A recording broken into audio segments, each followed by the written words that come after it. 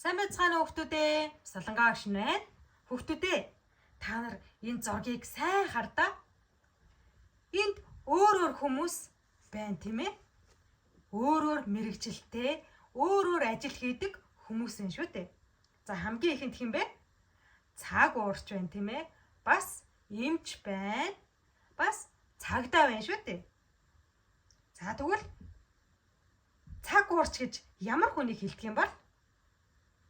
Яг зөв. Хүмүүст цаг агаарын нөхцөл байдлыг танилцуулдаг шүү дээ. Та нар орой гэртээ очиод зургтаа асаахаар заримдаа цаг агаарын мэдээ явж идэг шүү дээ. За өмнө нутгаар салхитай байна, бороотой байна, хойд хэсгээр нартай, дулаахан байна гэд танилцуулдаг шүү дээ. Тэгвэл энэ бүгдийг ямар хүмүүс хийдэг байх нь вэ? Цаг уурч хүмүүс мэдээлдэг байх нь шүү, тийм ээ? Тэгвэл цаг агаар ямар байхыг судалдаг хүмүүсийг цаг уурч гэж хэлдэг байх нь шүү, тийм ээ? За тэгвэл цагдаа ямар ажил хийдэг юм бол? Мэдж байгаа хүмүүс нь байна уу? Яг зөв. Цагдаа бол хүмүүсийг хамгаалах ажлыг хийдэг шүү дээ. Бас та нарыг хилдэгчлэн хулгайчийг барьдаг, тийм ээ? Буруу зүйл хийсэн хүмүүсийг барьдаг. Тэгээд хууль сахиулдаг хүмүүсийг цагдаа гэж хэлдэг байна. Том болоод цагдаа болохыг хүсэж байгаа хүүхэд байдгүй? Зөндөө байдаг те. За тэгвэл дараагийнх нь мэрэгжил ямар мэрэгжилтэй хүн бэ? Эмч байна, тийм ээ? За тэгвэл эмч гэж ямар хүнийг хэлдэг юм бол? Яг зөв. Хүнийг эмчилдэг хүнийг, тийм ээ? Хүнийг эдгээдэг хүнийг эмч гэж хэлдэг шүү дээ. За тэгвэл эмчт бас дотроо олон янз байдаг те. За ямар эмч байдаг вүлээ? Шүдний эмч гэж байна, тийм ээ? Дотрын эмч гэж байна, тий? Өөр бас нэг эмч байдаг. Тэр нь ямар эмч гэж? Сэтгэл зүйн эмч гэж байдаг.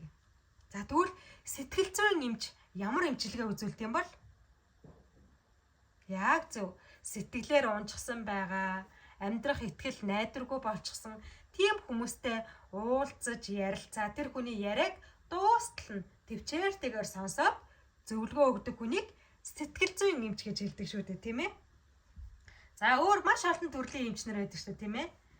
Бэртэж, гэмтэж, гар нь хугарсан, хөл нь хугарсан хүмүүсийг эмчилдэг гэмтлийн эмч гэж бас байна, тийм ээ? Янз бүрийн эмчнэр байдаг шүү дээ. За тэгвэл дээр үед яг үүнтэй төстэй зүйл хийдэг хүмүүс бас байсан. Тэдгээр нь ямар хүмүүс байсан юм бол? Бүгдээрээ зургийг харцгаая. За, энд ямар хүмүүс байна? Иш үзүүлэгч байна, хаан байна, бас тахилч хүн байна, тийм ээ? За тэгвэл энэ гурван хүн ямар ажил хийдэг юм болоо?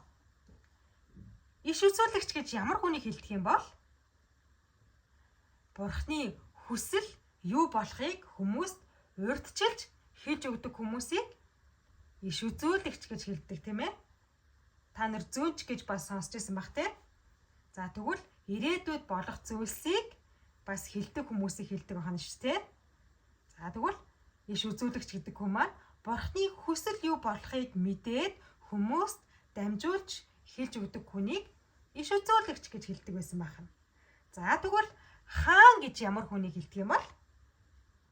Маш гоё титэм зүгээд, маш гоё хувц өмсөөд, тэгээд маш том сэнти дээр суугаад арт түмнээ захирдаг, бас арт түмнээ хамгаалдаг, мөн дайн тулааныг удирддаг хүнийг юу гэдэг вүлээ? Хаан гэж хэлдэг шүү дээ. Ер нь хааны үүрэг бол арт түмнээ захирч хамгаалах үүрэгтэй байх нь шүү, тийм ээ? За тэгвэл тахилч гэж байна. Тахилч нь ямар ажлыг хийдэг юм бол? Мэдж байгаа хүүхэд байна уу? Бурхан хүн хоёрын хооронд эвлэрүүлэх үүргийг хийдэг хүнийг тахилч гэж хэлдэг байна.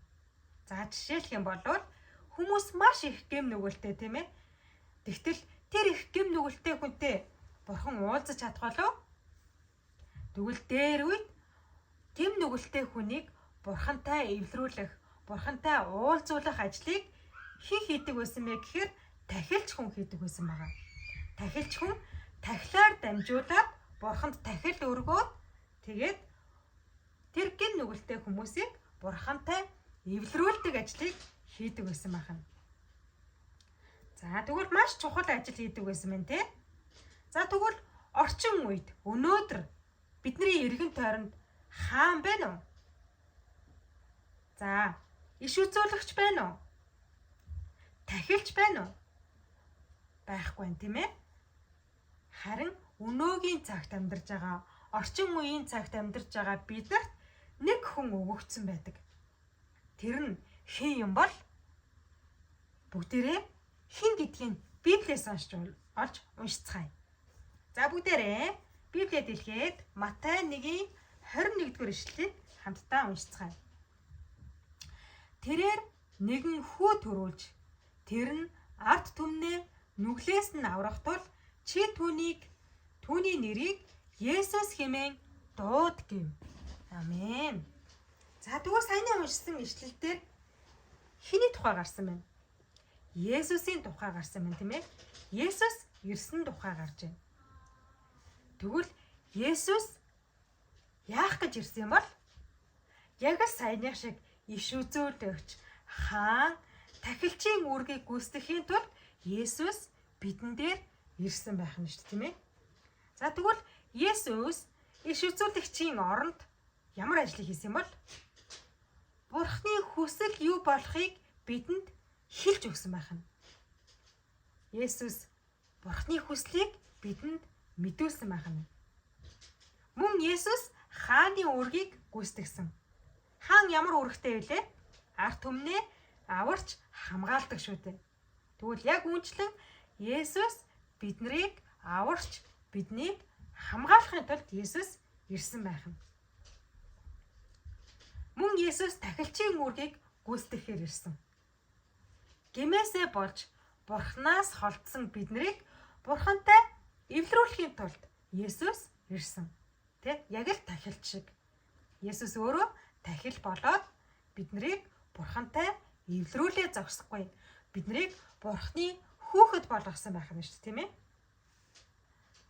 Тэгвэл Есүс энэ дэлхий дээр ирсэн нь Бурхныг хүслийг мэдүүлж, тийм ээ? Бурхны үгийг биднэрт дамжуулж, мөн биднийг гэм нүглээс чөлөөлж, биднийг хамгаалж, бас биднийг Бурхантай эвлэрүүлэхийн тулд Есүс энэ дэлхий дээр мэндэлсэн байх нэ. Тэгвэл удахгүй ямар баяр болох гэж байгаа вэ? Христмас баяр болох чинь тийм ээ. Тэгвэл энэ жилийн Христмас баяраар дамжуулаад Бурхны ивэлийг сэтгэлдээ нандинаад, тийм ээ? Бурхны ивэлийг найзуудтай хуваалцсан тийм хүүхдүүд болоосай гэж хүсэж байна. Есүс энэ дэлхий дээр биднийг зорж ирсэн шиг, тийм ээ?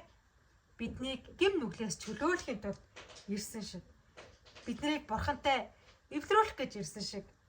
Бид нар ч гэсэн бусад найзуудтай Есүсийн тухай ярьж, Есүсийн тухай танилцуулж, Есүс миний төлөө, Есүс чиний төлөө мэндэлсэн юм аа гэдгийг найзтай хуваалцаж, дамжуулсан тэр 7 хоногийг өнгөрөөгөөсэй гэж багш нь чин сэтгэлээсээ хүсэж байна. Тэгвэл бидний төлөө мэндэлсэн Есүс эзэндээ чин сэтгэлээсээ талархсан хүүхдүүд байгаасай гэж хүсэж байна.